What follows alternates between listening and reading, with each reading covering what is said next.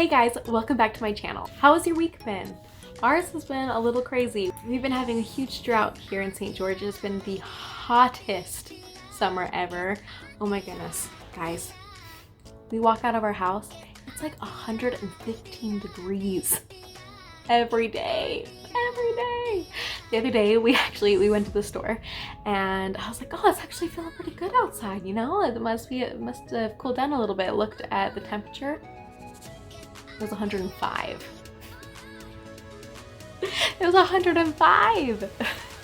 So anyway, we're in this huge drought, but we finally got rain, and it's crazy because yesterday it was super hot again, like in the hundreds, and then in the evening, I think it was like 7 o'clock to like 8 o'clock around there, it just poured and downpoured, and there was hail. How in the world? How in the world did we go from 115 degrees that afternoon to hail at 7 o'clock at night? Crazy. So it was raining, tons of rain. A couple of our neighbors got flooded. We did not get flooded, which is really great. But man, I saw videos of cars like driving through these like lakes on the road. Not actual lakes, but but they were driving in the water and it was pretty deep. You know, I was like, oh, get home, stop driving in there. Everyone was posting videos of like these rivers like running through their backyards.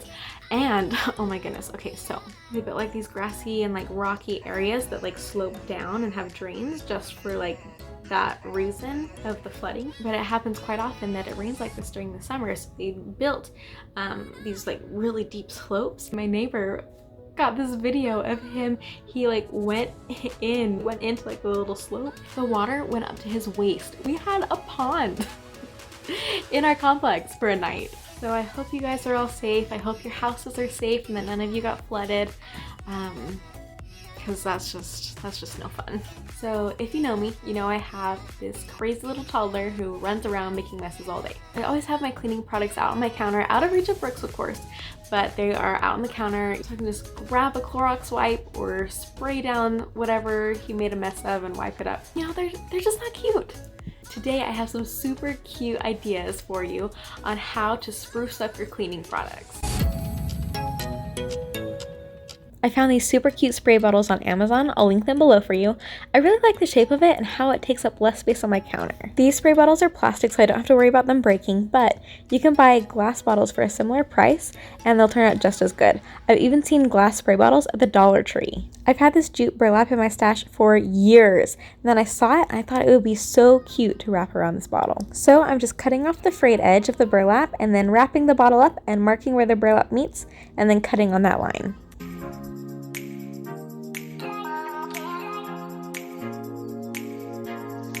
I then wrapped the bottle in the burlap again and cut off the excess material.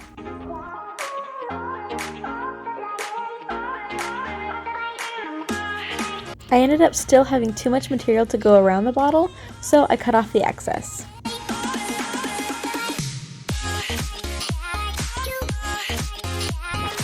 I grabbed some Mod Podge and rolled it to mix it up. Now I'm just applying the Mod Podge with a paintbrush. Don't worry about being too precise here. If you get it higher than your burlap, you can just wipe it off with a wet towel before it dries. I then started to apply the burlap. I found it was easiest to hold the burlap down with one hand while applying the Mod Podge with the other in a dabbing motion over the top of the burlap. This is going to help prevent your burlap from moving while you're working. Once I put the Mod Podge over this small section of the burlap, I realized that the burlap was pretty stuck onto the bottle, so you don't have to worry about it moving after that, just at the very beginning. Also, because the material is mesh, I didn't apply Mod Podge underneath the burlap after that first section.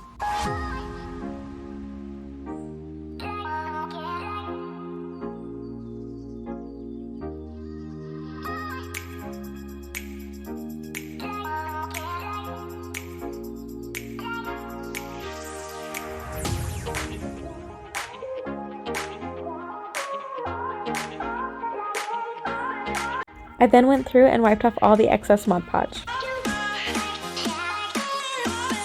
After that, I went around the top and bottom edges to seal the burlap. I do want to note that I went back and wiped off the top of the bottle, so there was only a tiny bit of Mod Podge above the burlap. And this is what it looks like after the first coat is dried. I I then applied a second coat with the same process as the first coat. Though this time you don't have to dab your brush, you can just do brush strokes because the burlap is already stuck to the bottle.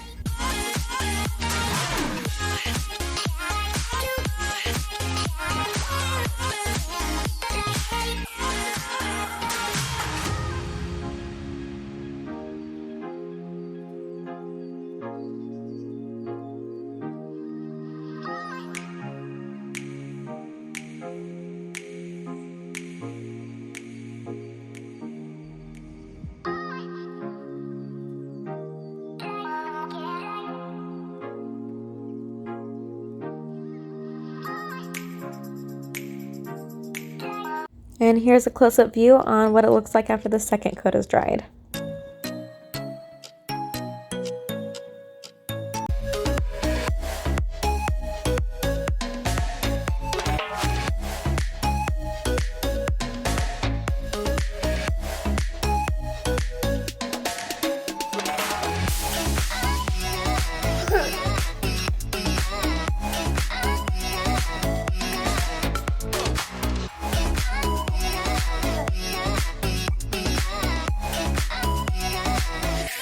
For the second spray bottle, I'm using painter's tape to tape off the bottom section of the bottle.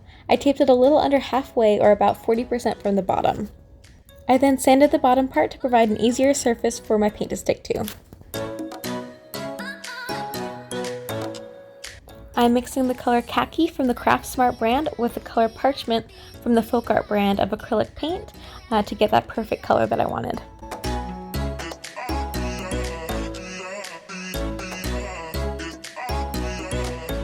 There is a huge craze going on right now with mixing paint with baking soda, and it's so easy to see why.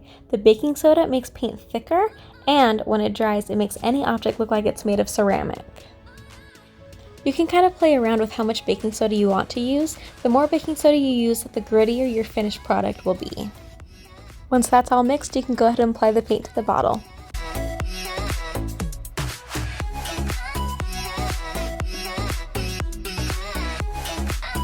Once the bottle was covered, I went through with my paintbrush doing long strokes to prevent any weird lines once it dried.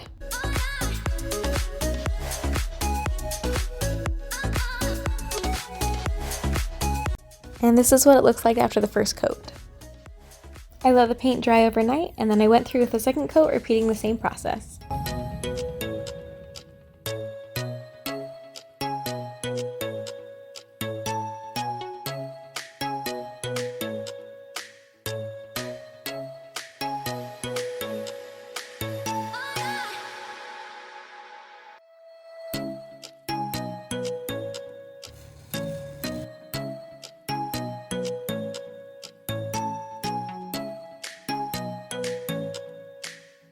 Woo, look at that crisp line and that texture. Man, so good.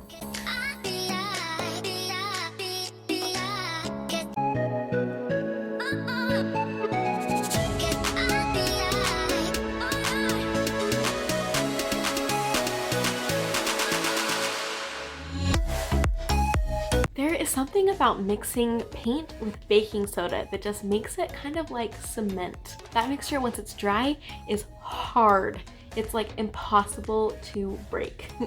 So this is the bottle that I made. I don't know if you can see, but like my toddler was running around with it and he's like scratching it with his fingernails and just banging it on all kinds of things. There's not a scratch on this. It is on there good. So it works.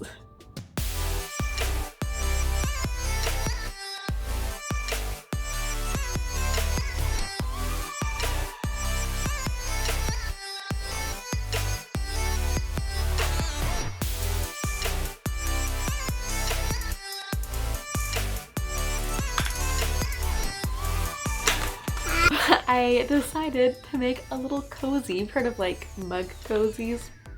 This is a Clorox wipe cozy. So when you finish off your box of Clorox wipes, you can just take it out of the cozy and put a new one in, and it looks cute on your counter. Okay, so I've been saying Clorox wipes this whole time, and I'm over here with a LYSOL container. The materials for this project are pretty simple. I just picked up a roll of felt and 6 packages of these wooden dowels from the Dollar Tree. I rolled the Lysol wipes in the felt and marked where the felt met. I then cut on that line and then marked where the felt met the top of the Lysol wipes and then cut off that excess. Initially, my piece of felt was 36 centimeters by 21 centimeters, but then I realized I wanted my dowels longer than the felt so that you couldn't see the felt at the top of the Lysol wipes. So I did end up trimming some more from the top of the felt. I then laid out my dowels on the felt and marked where I wanted them to be cut, again making sure that the dowels were slightly longer than the felt. I really wanted to be able to cut these with my wire cutters, but they were just too thick. The dowels from the Dollar Tree are about 1/4 inch around. If you have some really good heavy-duty cutters, those would probably work, but I did not, so I went to my dad for help. I was able to use my dad's miter saw to cut all my dowels, but if you don't have access to any of these things, I would just recommend using a slimmer dowel, like 1/8 of an inch dowel, instead of 1/4 of an inch, so you can cut those with the wire cutters. I'll link some that I found on Amazon in my description box below. Once all my dowels were cut, I went through and sanded all the cut edges on the dowels, and then started applying them to the felt with Gorilla Hot Glue.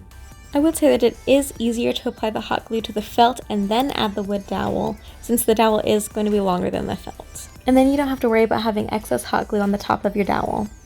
I have 2 major tips for this part. 1. Put down enough glue for just 1 dowel at a time. Do not let any excess glue dry on the felt because it will cause gaps in your finished product. So essentially, work quickly and have your dowels ready. And 2, because you're working quickly, it is easy to forget to line your dowels up with each other. So just make sure you're making your dowels even with each other as you go. Make sure to leave about 1 inch of felt at the end so you can glue the whole thing together. Once my dowels were glued, I maneuvered my little creation around the LYSOL container. Once I got it where I wanted it, I applied some hot glue and stuck it together. Then I filled in the gap with a couple more dowels.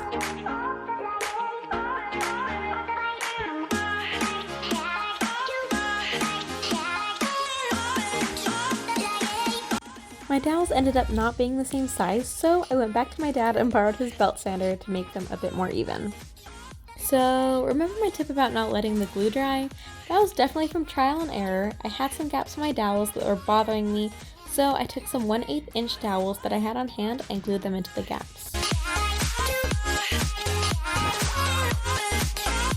Now you can totally leave the project just like that, but I felt that it looked a little bit unfinished, so I rummaged around in my stash and found some things to wrap around the dowels. I had some leftover woven seagrass from another project, which I'll link below, and some Raffia Ribbon, so that is what I used. And I just hot glued them all around the dowels while the LYSOL wipes were inside. But there are a ton of different things you can use. You can use ribbon, twine, paint, wooden beads might be cool. You can totally customize it to fit your style.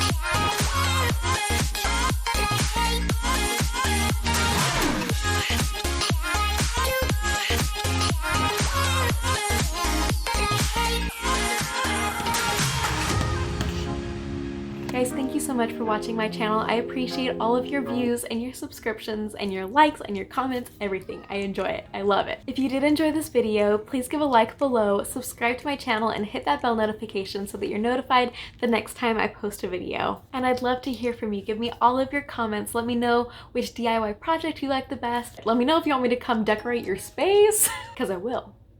Don't tempt me. Have a wonderful week, and I'll see you in the next one.